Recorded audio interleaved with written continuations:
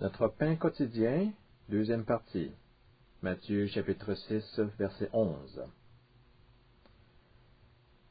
Nous allons entreprendre aujourd'hui la deuxième partie de notre étude de Matthieu chapitre 6, verset 11, où Jésus nous demande de prier « Donne-nous aujourd'hui notre pain quotidien ». Je vous ai fait remarquer dans la première partie de cette étude qu'une autre traduction de ce verset était plausible.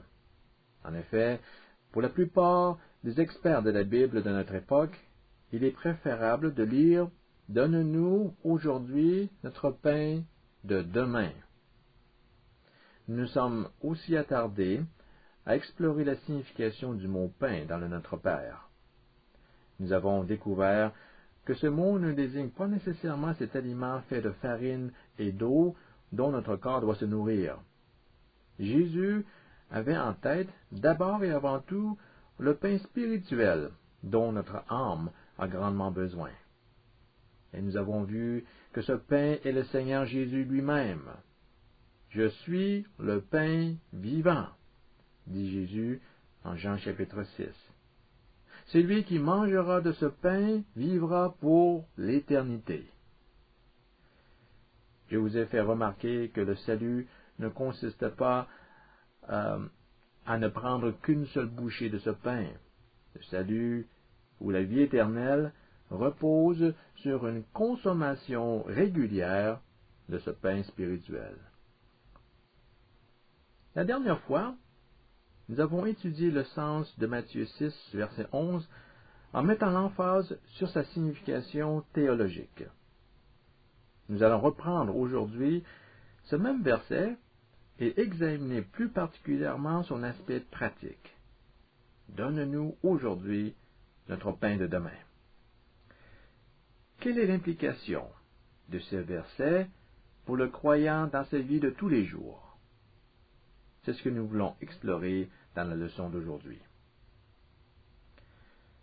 Lorsque Jésus déclare qu'il est le pain vivant, il utilise bien sûr un langage figuré. Par cette métaphore, il veut nous révéler certaines vérités spirituelles que nous devons comprendre.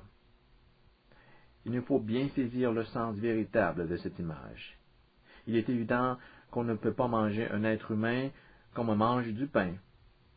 Mais Jésus fait un lien entre sa personne et le pain que l'on mange à tous les jours.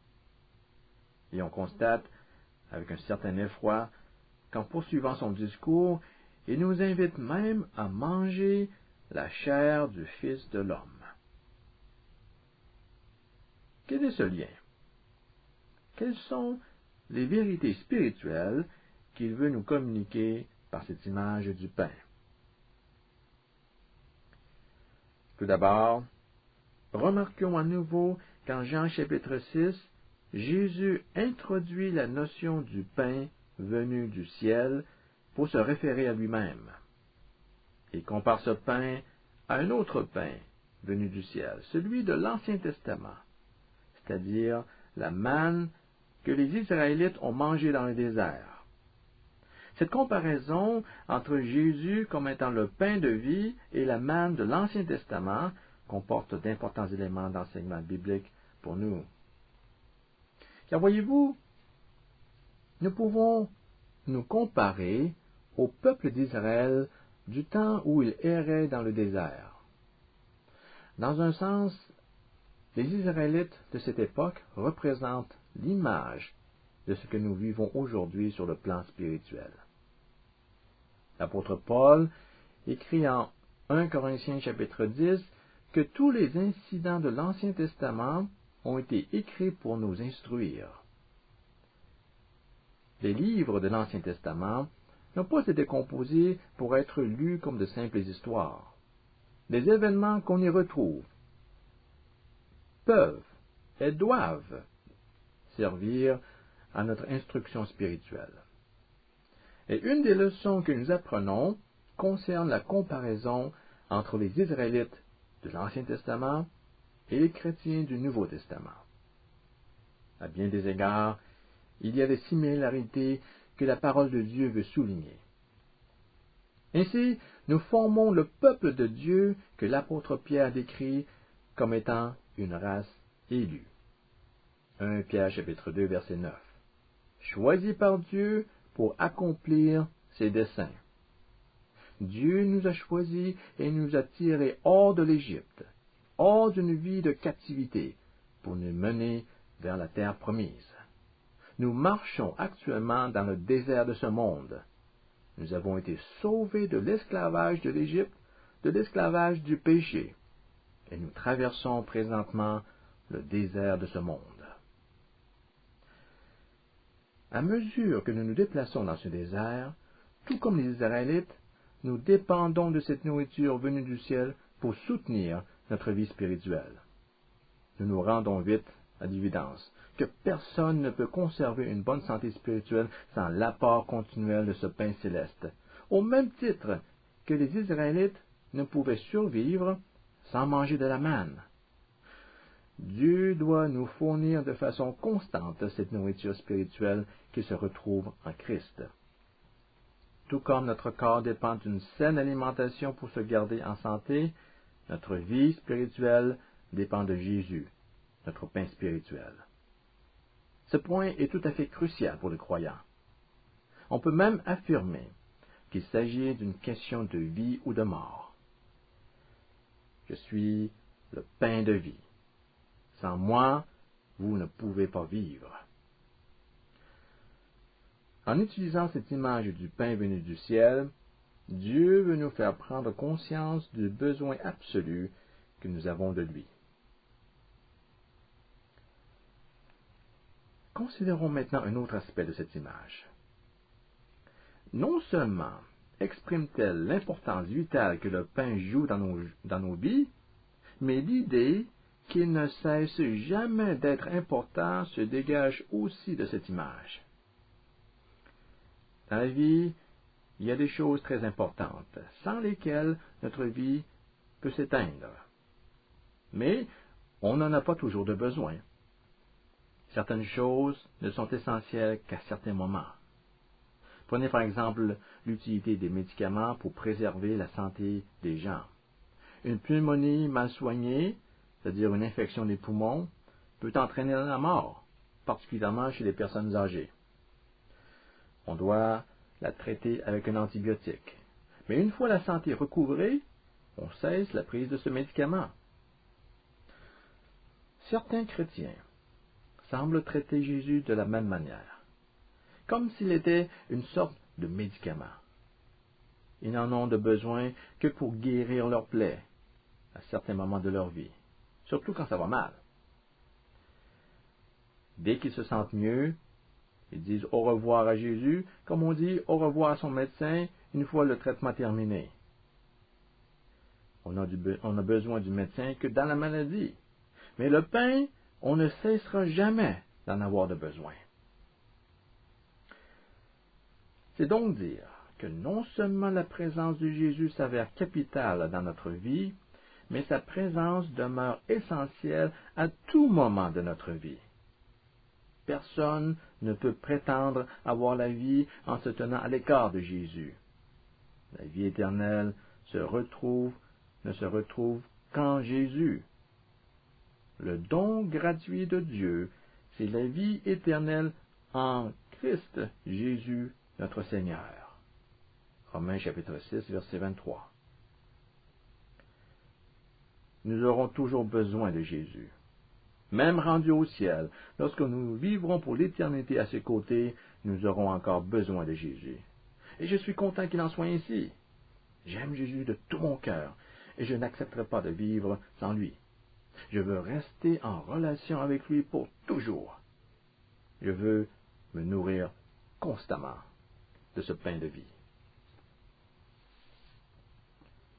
Une autre leçon qui émane de cette image du pain s'explique de la façon suivante. La manne que Jésus a envoyée, que Dieu a envoyée pour nourrir son peuple, apparaissait au sol. Elle ne tombait pas dans la bouche des gens.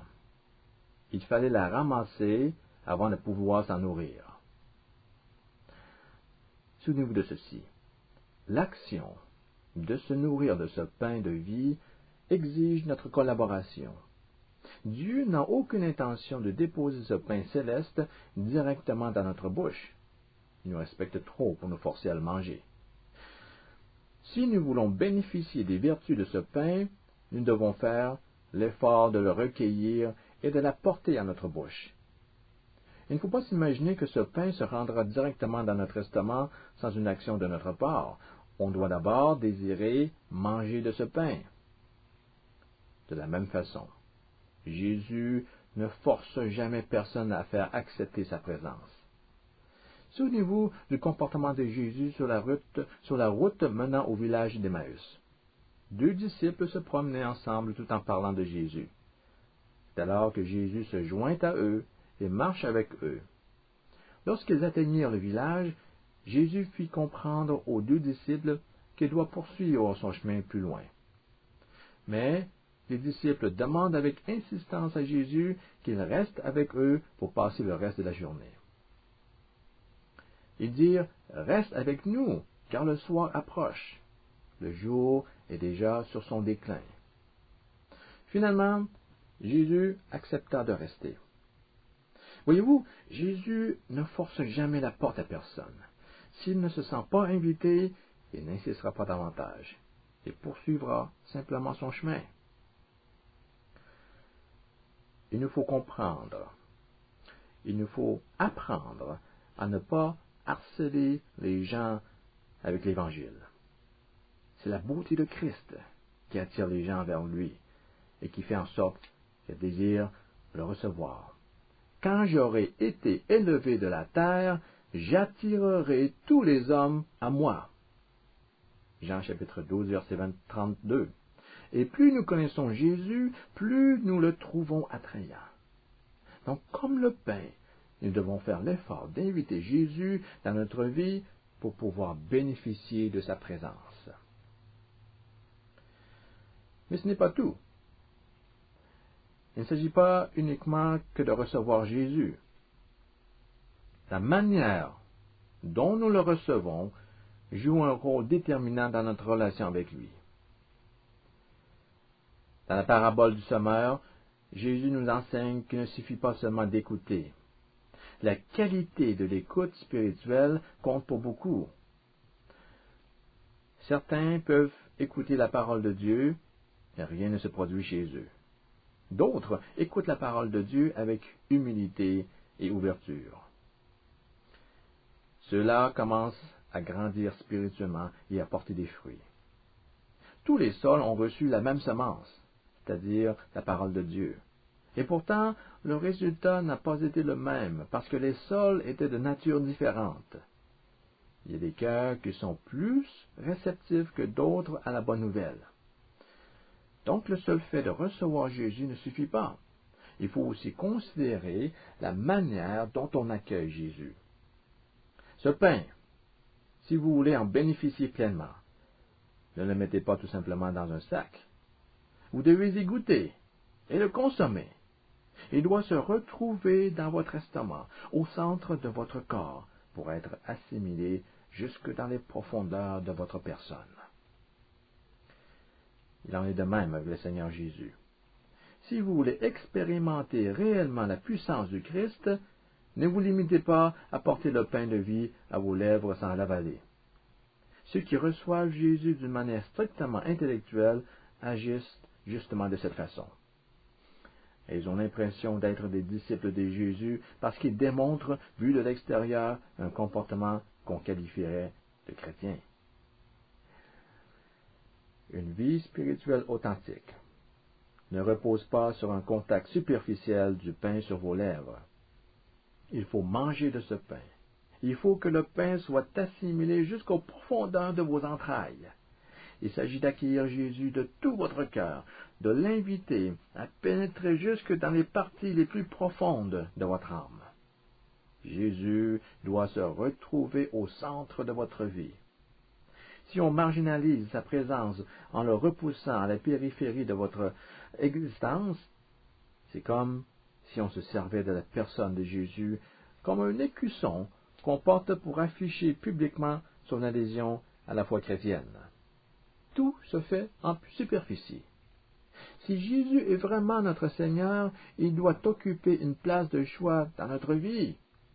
On doit lui accorder toute notre attention, de sorte que notre relation avec Dieu constitue le point central de toutes nos pensées et de notre conduite.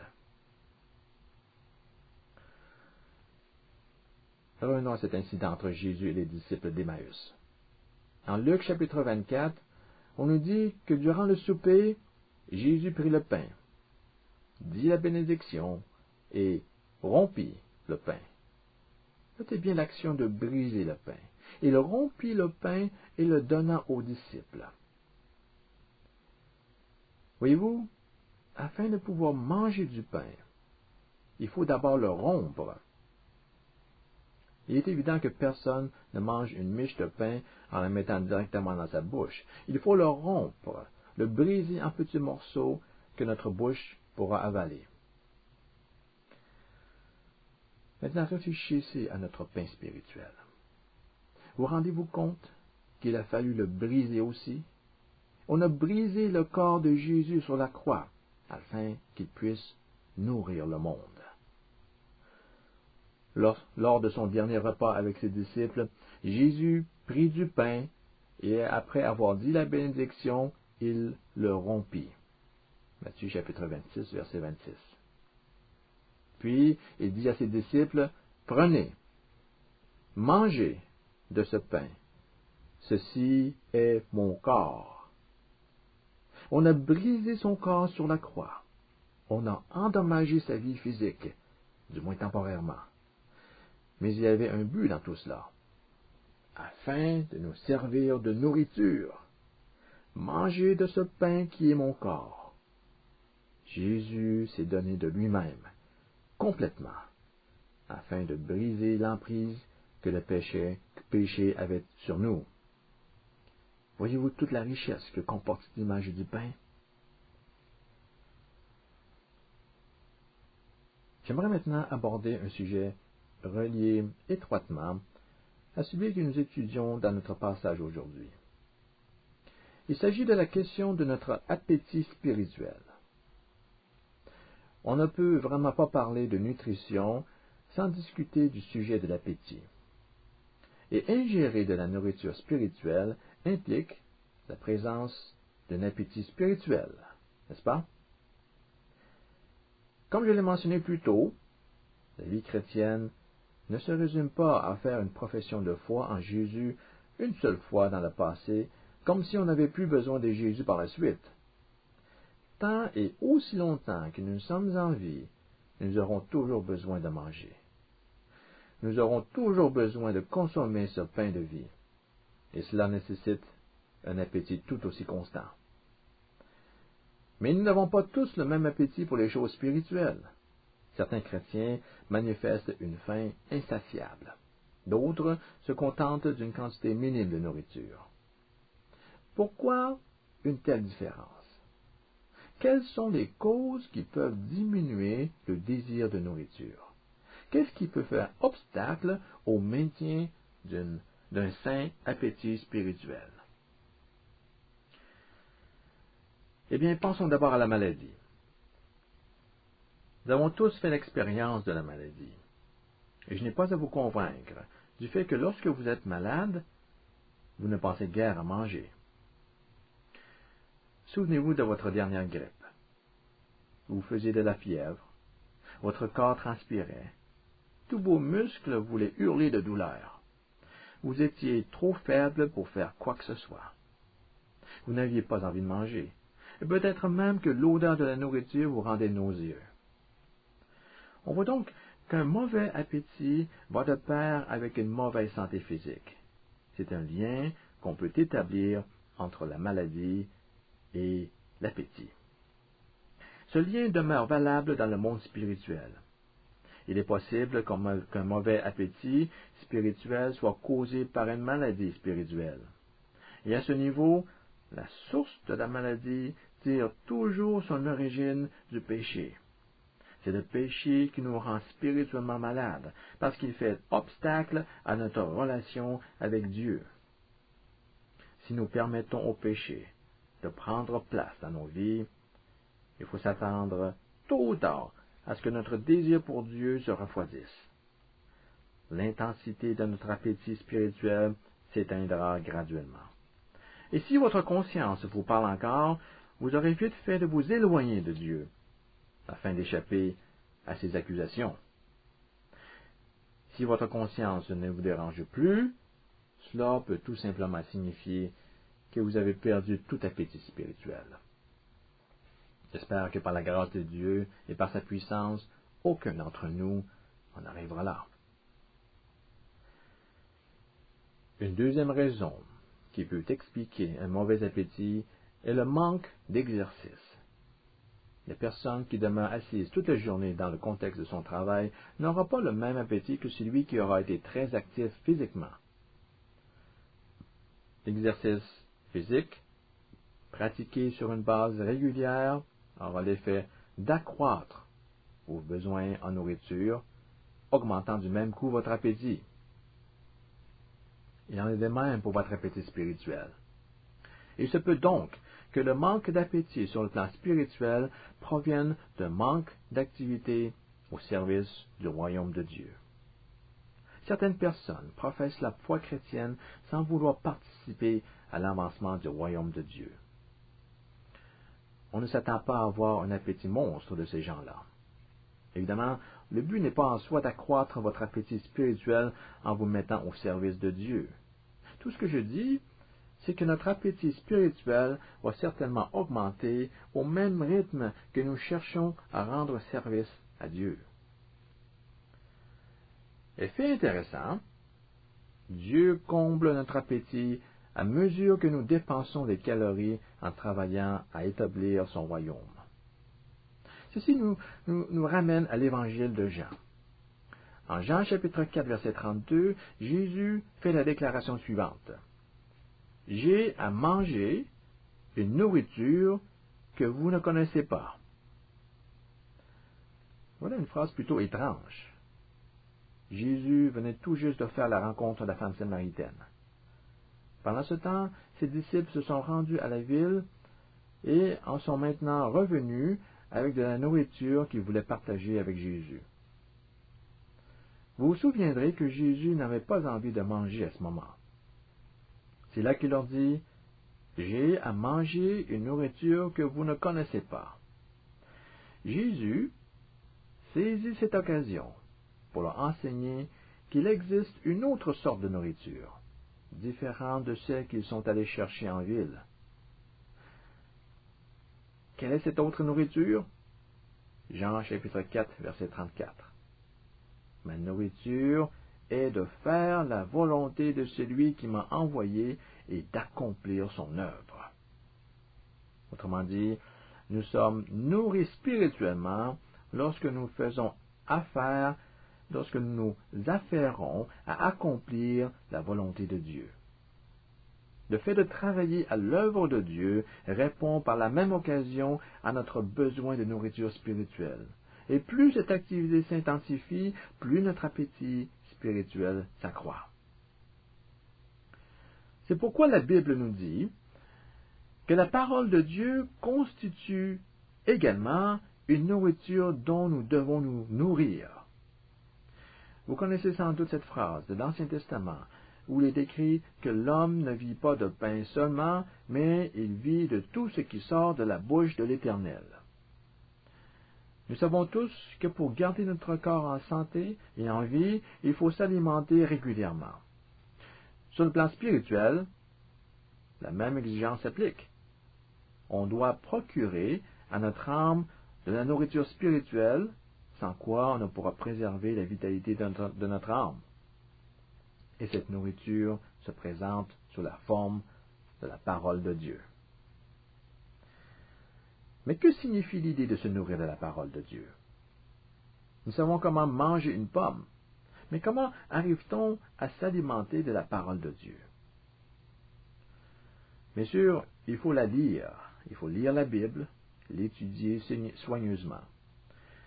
Mais au-delà du processus de compréhension, il faut surtout s'appliquer à implanter la parole de Dieu dans notre cœur pour qu'elle s'exprime dans nos pensées et dans notre comportement.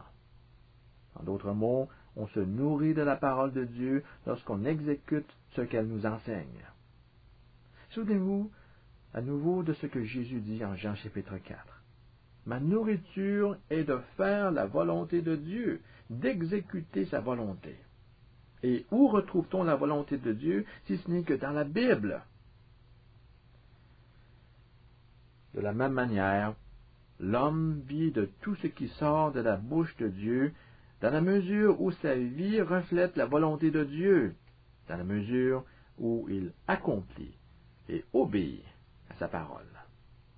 C'est le sens qui se dégage de la phrase « L'homme ne vit pas de pain seulement ». Cette phrase se retrouve en Deutéronome, chapitre 8, verset 3, et se lit intégralement de la façon suivante. Dieu t'a humilié, il t'a fait souffrir de la faim, et il t'a nourri de la manne que tu ne connaissais pas, et que n'avaient pas connu tes pères, afin de t'apprendre que l'homme ne vit pas de pain seulement, mais que l'homme vit de tout ce qui sort de la bouche de l'Éternel. Ce verset explique la raison pour laquelle Jésus a fait connaître au peuple d'Israël l'expérience de se nourrir de la manne. La faim que les Israélites ont éprouvée dans le désert avait pour but de leur enseigner une importante leçon, celle de dépendre constamment de Dieu, tant pour leurs besoins physiques que spirituels. L'homme ne vit pas de pain seulement, mais de tout ce qui sort de la bouche de l'Éternel. L'homme a constamment besoin de nourriture, qu'elle soit de nature physique ou spirituelle, et c'est Dieu qui pourvoit à ses besoins. Quelques versets plus tard, Dieu exprime l'attente qu'il a envers la personne qui se nourrit de sa parole. Nous lisons ici au verset 6, « Tu observeras les commandements de l'Éternel, ton Dieu, pour marcher dans ses voies et pour le craindre. » Oui, comment l'emphase repose sur l'obéissance aux commandements de Dieu, sur l'accomplissement de la volonté de Dieu. Par ces mots, le Seigneur voulait s'assurer que les Israélites n'oublieront jamais de mettre constamment en application ses commandements. Donc, se nourrir de la parole de Dieu implique particulièrement l'obéissance aux commandements de Dieu. Et l'évidence que nous avons bien digéré sa parole se verra par une vie transformée et conforme à l'enseignement biblique. Et c'est exactement l'idée que Jésus veut exprimer quand il dit « Ma nourriture est de faire la volonté de celui qui m'a envoyé. » Se nourrir de la parole de Dieu, c'est vivre en conformité avec ce qu'elle enseigne. C'est accomplir la volonté de Dieu. Et à mesure que nous faisons sa volonté, Dieu nous nourrit. Et cet exercice spirituel ne fait qu'augmenter notre appétit spirituel.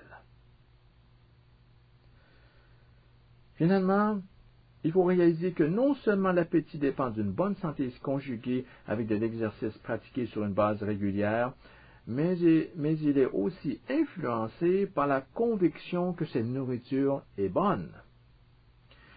Il vous est sans doute déjà arrivé que n'ayant pas tellement faim, vous changez d'attitude à la vue d'un plat qui vous semble particulièrement appétissant. Il en est de même du point de vue spirituel. Notre appétit spirituel sera d'autant plus grand que nous sommes convaincus de la bonté de Dieu. En Psaume chapitre 34, verset 8, on peut lire « Goûtez et voyez comment l'Éternel est bon. » Comment peut-on savoir que Dieu est bon? Il faut goûter à l'Éternel. Il faut inviter Dieu à prendre part dans notre vie pour